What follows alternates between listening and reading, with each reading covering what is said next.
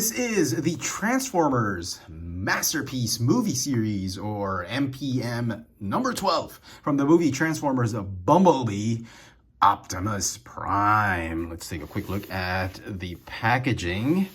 Now, this figure was originally, before today, retailing at Toys R Us and Toy Kingdom for $200. Can you believe it? $200. I mean, hobby shops were selling it for $130, $150, $160 max. But the importer decided we're gonna jack up the price just to mess with the collectors. $200. It was as expensive as the Autobot Arc from the Kingdom line. But, you know, I know what you're thinking. You're probably thinking, hey, weren't you already... You decided to get out of the Masterpiece lines, and why are you doing this? Yes, I'm definitely not going back to the Masterpiece line, but this is Optimus Prime. I had to make an exception, especially since the importer had marked it down just today to $140. So $200 to $140. Not bad, right? But seeing it was at Toy Kingdom, I wanted to try my luck if they were going to give me an extra 10% off because it was just after the holidays. I rang it up the cashier, and lo and behold, there was an extra 10% discount. So I ended up paying just $126 for it, which should have been the original retail price. I mean, come on, $200, not going to pay something like this for $200. Not going to get it. But $120, $126, I could make an exception. And it is Optimus Prime. So let's get this bad boy out of packaging. And here is MPM 12 Optimus Prime out of packaging. And you know what? It's actually not so bad. I mean, after I've seen a lot of reviews on this figure is actually pretty good when you get him in hand. And it's looking like it's probably gonna go down as my favorite official movie Optimus Prime figure. But I will reserve my final judgment until the end of the video. But the figure is actually pretty good. You get tons of movie accurate details. You got it, maybe quite an involved, intricate, complex transformation that's not as annoying as I thought it would be. The colors are great. The sculpt is great. You've got details on every inch of this figure. He's got an amazing blaster. He also comes with another accessory called the Matrix of Leadership. We'll talk about that later. The head sculpt's terrific. Overall sculpt and proportions are amazing. Probably my favorite part of this figure are the legs. It is a refreshing change from those square feet we got from the Studio Series version. And it's a nice evolution, and I dare say this, I think, is the more proper form of Optimus Prime, comparing him with the movie one, Revenge of the Fallen, and Dark of the Moon Optimus Prime, with tons of kibble hanging all over, with the proportions making him too skinny in some places and too thick in some places. And then you get Age of Extinction in the Last Night Optimus Prime. That was way too streamlined, way too slender, way too samurai-looking Optimus Prime. You wanted a more stylized G1 Optimus Prime? This is it. I didn't think I'd ever buy another Masterpiece figure, but here we are. And he's a very imposing figure. A lot of these attributes I was not expecting to get from an MPM figure, especially from Hasbro and Takara Tomy. So if you feel, the heft and weight of this figure, it feels lighter than it looks, actually. I don't think there's any die-cast part anywhere in the robot. The Matrix of Leadership. Very, very cool. He can actually hold this. And you can see in this position, Optimus Prime can actually hold the Matrix as though he would be opening it. And I love the fact that they made it very square handles to allow the fingers and the entire fist to actually hold the Matrix of Leadership. If you want a comparison on what it should have looked, well, this is the movie verse. So in the cartoons, the Matrix looks something like this. This is the diecast matrix I got, I guess, from the Universe 3-pack of Galvatron, Cyclonus, and Hot Rod. So it's a very nice depiction of the Matrix and done in this stylized movie version, a little bit more square than this sort of oval-shaped Matrix, but I do like it. Now the Matrix will fit in his chest cavity. You open it up this way, and right there, you plug it in. It just looks great. You can even display this figure with the opened up chest and it'll look fantastic. Close it up this way. And there you go. Matrix is stored. So let's continue with the head sculpt. I actually love this head sculpt. Very, very accurate to the movie. Also, you will notice that the horns are made of this soft PVC material. For once, I actually appreciate Hasbro giving us a soft plastic for the horns, because given the fact that this is a masterpiece, it's pretty heavy. If it falls and tips over, these are the first things to break. And had they made this in stiff plastic, I'm pretty sure after some time that would be broken easily. So soft goods right here. The only compromise I think is the colors won't match. Obviously, this is a deeper blue for the helmet, and the horns will have a lighter blue, kind of like 3D printed light blue color. It's a little mismatched, but easily forgivable. The smokestacks are also made of the same soft plastic material. I wish this one they could have made it die-cast. This would have been really cool in chrome, but I understand for safety reasons, I guess they had to make these soft rubbery plastic. So okay, you get the Autobot logos right here. You get a fantastic design of the torso, the legs, the arms. You can clearly see a lot of time and effort had gone into the design and sculpt of this Optimus Prime figure. I'm just loving the sculpt, especially the legs. The legs feel like they're always in motion. It's like comparing it to the Revenge of the Fallen and the Last Knight Optimus Prime. The Revenge of the Fallen, Dark of the Moon Optimus Prime was good during its time, but it had a lot of kibble for that leg. This leg and feet feels like he's on trainers and jogging pants. It's like he turned on his sport mode or off-road mode for his legs, and this is what we get. Just beautiful, beautifully sculpted Optimus Prime. On the back, not a lot of hollow pieces. You would expect some gaps here and there, but they covered it up very nicely.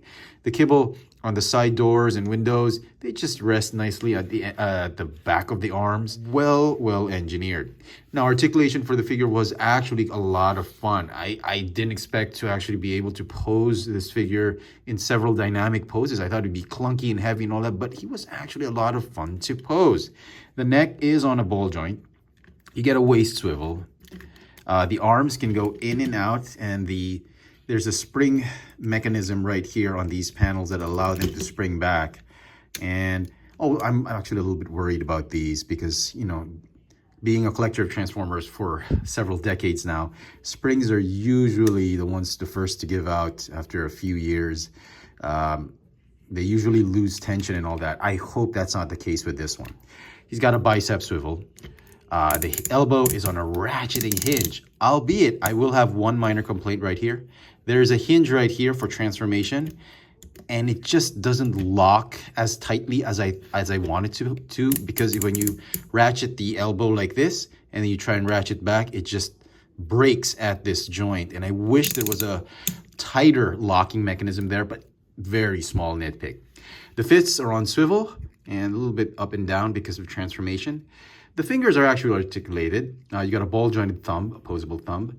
Only the index finger is separate from the other fingers, and only the first digit has a hinge. So you can what you can do is just pose him in a trigger grip, and he can't really point, which is a shame. He can only point like this, Bumblebee, or B127. I mean, I wish they would have gone all the way, but given the size of the sculpt, I guess it would have been a very brittle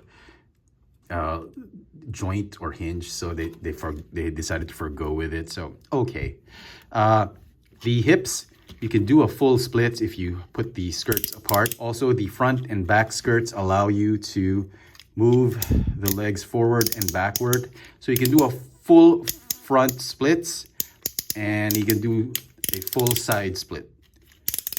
It's a tight ratchet joint. I love that. Very stable for a lot of poses. The thighs are on hinges. You got a ratcheting hinge knee.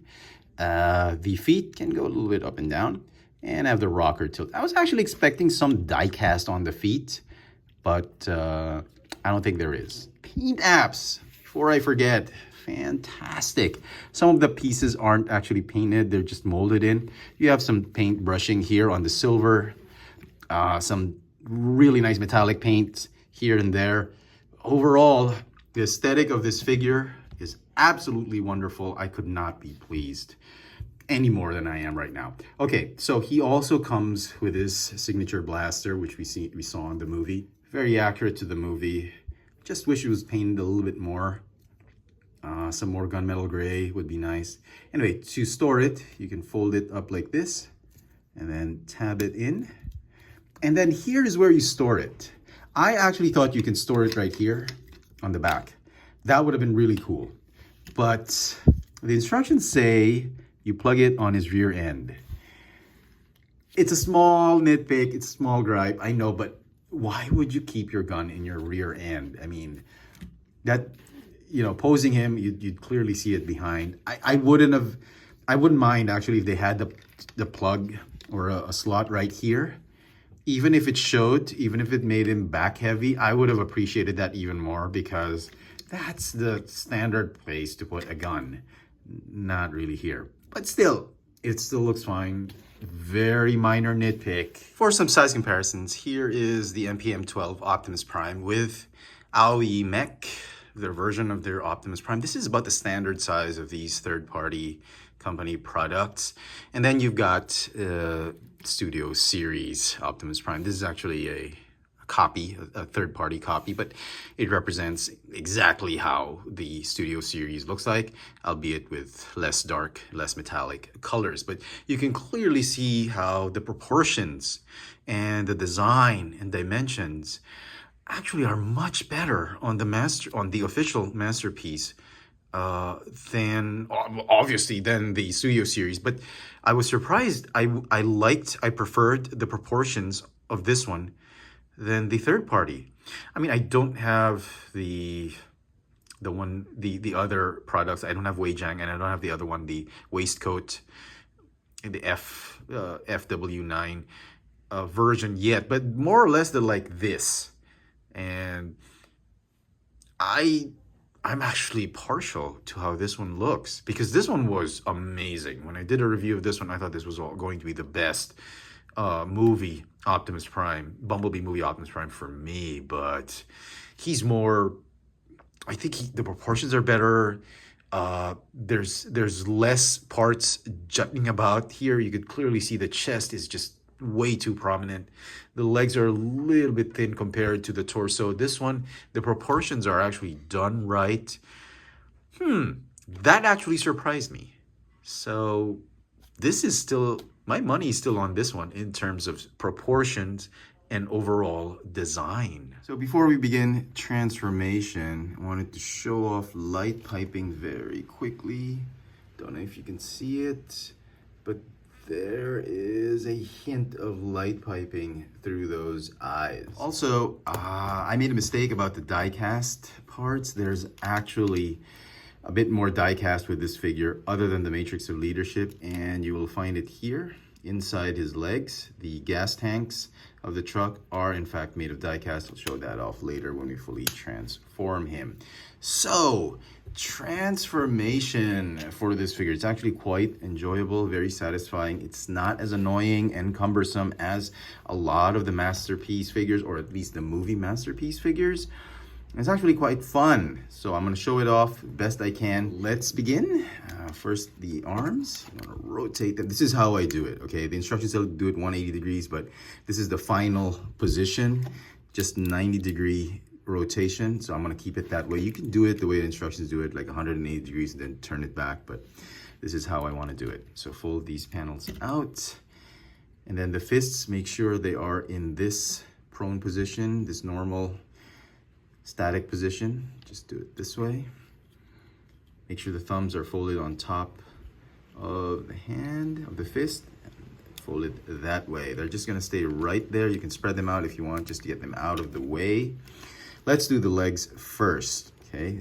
The shin guards, rotate and then fold up and tab onto the knees. Same with this one, as I've shown earlier, to show off those die-cast pieces.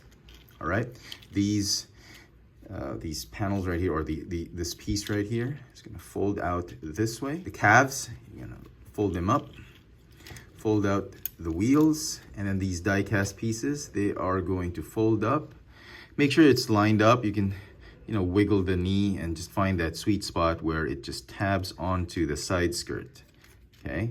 And this will stabilize the legs. I love that. I love that they've added this, I guess this die-cast piece. I guess one of the most essential places to put that die-cast part is a stabilizer for the leg. So make sure you tab it in, seal that off, and the legs are solid. And then the calves, fold them inward like this to fill out that space. Okay, wheels are gonna go like this for the time being. The ankle pieces fold out this way. They're gonna form the rear bumper of the truck. And fold the feet this way. And I love this. This is probably one of my favorite parts of the transformation, that the feet just fold up. Because in the third-party figures, they always find this convoluted way to spin and fold, and the feet end up in this position, which I was not a fan of. Third-party figures were amazing aesthetically, but the transformation of the feet just really ruined those figures for me. So I love this. I love that you just fold it up this way, and then you kind of fold inward and collapse the foot so that it's more flush with the leg. Same with this one. Fold inward and then collapse. Just collapse that foot inward like that. And then you lock in the feet with the wheels. These tabs are gonna slot into those peg holes. Lock those feet in. Then you can go ahead and tab the legs together. I love those thick circular tabs because they put a lot of stress. They're under a lot of stress when you tab the legs together, and it'll be a good long time before they start to become brittle and break. So I hope they don't break. Okay, this is what you're trying to achieve. Like this, from the gas tank to the wheels and to the bottom of his feet, it has to be straight. It doesn't matter if the thighs and the knees curve a little bit, but this is what you're trying to achieve. Straight line like this. If you've done that, then you're in good shape.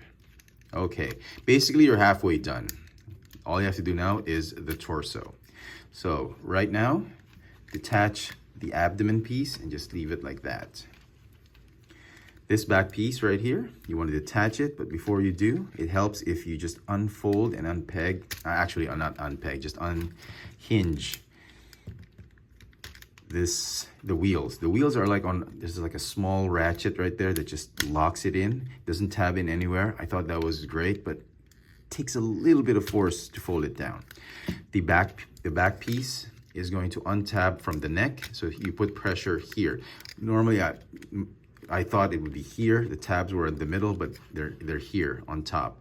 It's a tab just behind the neck, so that's where you exert pressure. Okay, fold this one down like this. The upper torso is going to rotate 180 degrees, so you make sure everything just is cleared out of the way when you rotate that upper torso. It's a good clearance. There's no issue here and there and whatnot. All right. These pieces, they're just gonna stay here and they're gonna go fit onto the chest when you move the chest pieces inward. This piece is going to fold, doesn't really lock it in, it just fills it in. It'll stay right there. The head, you're gonna rotate it backwards. This panel right here is gonna lock in place, tab in place. Okay, it's not a good tight fit. It's good enough. It's pretty solid, but it tends to pop off. This piece right here is gonna fold like that. Okay, and then this entire hip section is going to detach And then you're gonna find another tab right here where this slot right here is gonna tab in. So just make sure that the hips are tabbed and secured like that. And then this crotch piece, you're gonna fold it down to lock everything in place together with these front skirts or rear skirts. And then the wheels. The wheels, you need to fold them down and sort of shimmy and slide it all the way to this position. Now your guide is really this tab right here. This tab right here, the whole idea is to bring it into a position where you can tab it onto that slot. So the instructions tell you to fold, fold, fold, spin around and fold.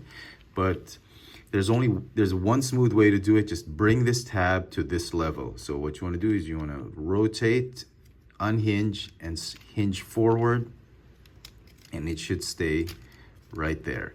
Forget about this, the spinning and the folding and the hinging. Just make sure you want to get that tab onto that slot. Okay, don't tab it in just yet because there is a small teeny tiny tab right here that's going to fit in right there. So just keep it like that. Same thing here. Again, that is your guide. That thin tab right there, you just want to bring it all the way there. So do your best to just bring it like this. Forget about the folding and spinning, just bring it to that position. Okay, I hope that was clear. Now the arms. The arms can be a little bit tricky, but like I said, if you already position it in this position, it'll save you some trouble. There'll be some clearance issues, but I think it's a lot better than when you do it the traditional way of transforming the Optimus Prime arms. The traditional way is the G1 way. Okay, the G1 is when you fold the shoulders back and then the arms come back here. You see what I'm saying? If this was rotated this way, you'd have that immense task of trying to rotate it back to this position because that thigh, that bicep swivel is really pretty tight. So I'd recommend you just do it this way. Okay, so find a way to squeeze it in. Okay, fold out this tab right here. That will form the back part of the roof. Okay, all right, fold like this, and fold up. Oh, make sure the panel's out.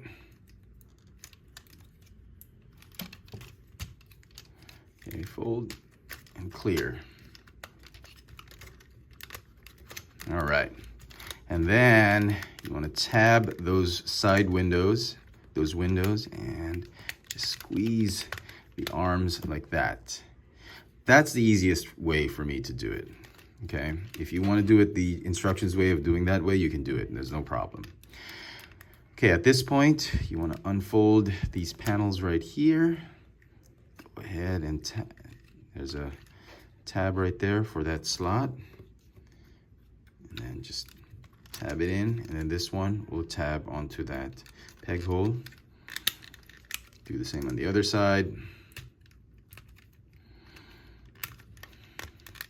And just align these panels. Make sure it's flush. The Autobot logo, Autobot symbol panel is gonna fold down and tab here. Same on the other side. There's a tab right there for that peg hole. Okay. And now this part right here, the ladder and the fender, fold it down like this. It's gonna tab in. There's a small little hole right there for that peg. Just tab it in like that. Same here. Okay, and now you can tab this whole front piece onto that wheel peg and that teeny tiny peg on the fender. It's a lot easier this way than if you tab it right away onto the wheel. Okay. And just squeeze everything in, make sure everything's tight. Finally, this piece right here, you're gonna fold it up like this. These pegs right here, they're gonna slot into those peg holes right there. And then these slots right here, they are for these thin pegs right there. So you got to time it properly. I guess tab those in first on top, and then just slide slide the knees, or the shin guards, the shins I should say, onto that panel right there. Squeeze, make sure everything's tight.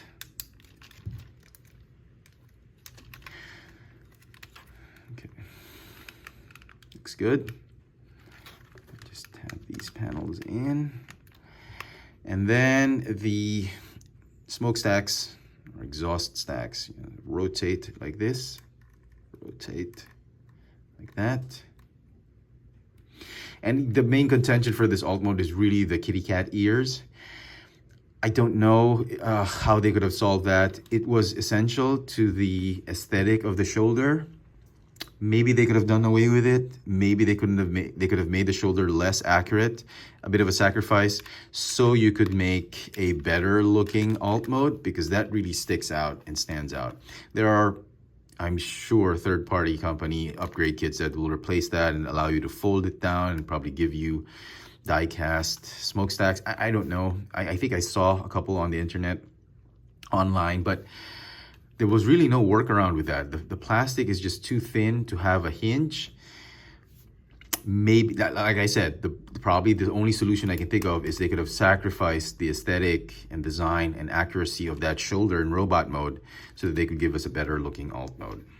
Okay, so if you do it properly, there is a 1 millimeter clearance from this point right here, as well as the other kibble, that clears the road, or clears a flat surface. It will actually roll very smoothly if you do it properly. You can hear a little bit of scraping. That's because of the unevenness of the sheet of paper I put on this table, but it really rolls smoothly on a very flat surface, like a marble or floor or a really flat wooden table. It will roll. And I mean, Hasbro and Takara have this long-standing penchant for 1 millimeter clearance, putting all that kibble, just clearing it 1 millimeter from the ground. I don't know why they want to do and torture themselves with that, but that's what it is. And it just shows how great the engineering of this figure is. Okay, lastly, the gun. I'm gonna fold it. And then I was expecting here, right?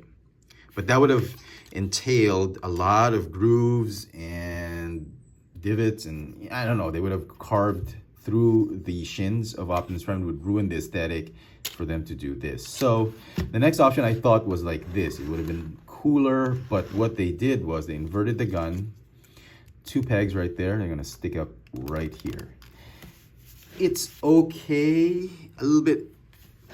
It looks a little bit awkward because the ammo and the handle are sticking out, but it's acceptable. I mean, you know, normally you just display them without the gun, but even with the gun, it still looks okay. So the truck mode, incredibly, feels very solid.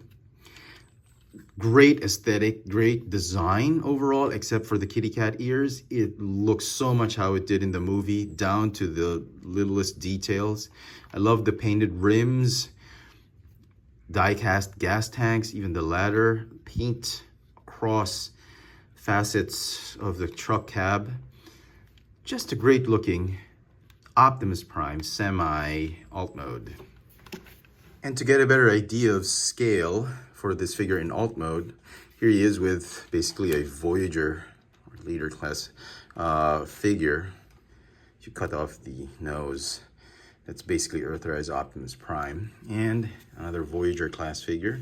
This is a Junkion, Wreck-Gar, or Junkyard. And so some final thoughts on the MPM-12 Bumblebee movie, Optimus Prime. Boy, this figure really surprised me. I did not expect to have so much fun with an MPM figure. After all the MPM movie masterpiece figures I reviewed, part of the reason I quit collecting this line was because of the incredibly tedious and frustrating and just really exasperating transformation that each figure entailed. But with this figure, I was completely blown away by the aesthetic, the robot design. I thought it had better proportions and better sculpting than the third-party Bumblebee movie Optimus Prime figures out there.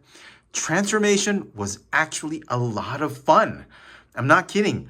You know, I could do a Steve Rogers with this figure, and, you know, I could do this all day. And I wouldn't be frustrated or annoyed with the transformation, because the transformation, albeit complex, because it is a masterpiece and involved, it's actually quite satisfying and not as difficult as the other MPM figures I've reviewed. It's actually a lot of fun to transform this guy into robot mode and to alt mode and all that. The alt mode looks great. This small, forgivable missed detail on the kitty cat ears. And I, like I said, they could have fixed that had they sacrificed this whole shoulder aesthetic, made it less accurate to give us a more accurate alt mode. You know, it could have gone either way. I'm still okay with it. The articulation on this figure was a lot of fun. I could get him in a ton of dynamic poses, and it will be a piece of cake. It wouldn't put too much stress on the figure. I did not have any trouble getting him in the poses I wanted him to. The only problem I'd have is probably space. The review station doesn't quite accommodate such a big figure in this dynamic pose. It was a great design. I'm just really happy and glad that Hasbro and Takara Tomy can still show the third-party companies how it's done. So if you haven't picked up any of the third-party B-movie Masterpiece Scale Optimus Prime, you might want to look at this official product, especially if now it's on clearance. It's really a well-made toy, and quite possibly, I think this will go down, at least for all the figures I've reviewed, the best official movie Optimus Prime figure we've gotten. I'm going to put it out there. I'm going to give the figure a 9.5 out of 10. I definitely love this figure, and if you're a big Optimus Prime fan, regardless if it's G1 or the movie or both, you've got to do yourself a favor and pick up this figure if you haven't already picked it up. If you can see it on clearance, clearance price is always the best. Let me know in the comment section what you thought of the MPM 12 movie masterpiece from the Bumblebee movie, Optimus Prime. Hit that notification bell so you never miss out on any of my latest video reviews. And if it's your first time here, please subscribe. Thanks for watching.